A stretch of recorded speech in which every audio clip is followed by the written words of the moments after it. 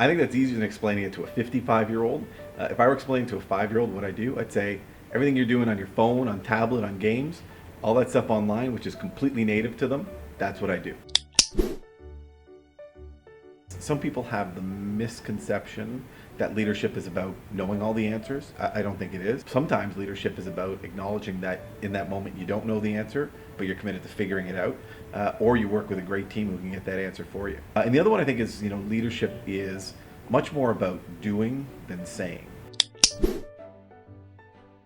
So what would I suggest that students don't do to stand out? Two things come to mind. There's a difference between being friends and being friendly.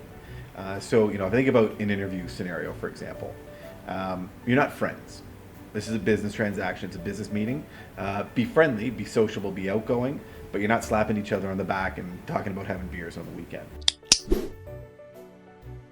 Ask great questions. So if you're meeting with someone, you're interviewing someone, you're talking with a company, the questions you ask will often say more about yourself than what you say expressly.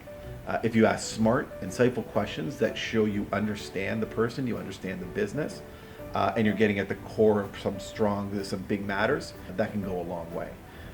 Certainly if I think about kind of an interview scenario or something like that, or a meeting, asking good questions and getting the other person on the other end to talk more will actually bode very well for you.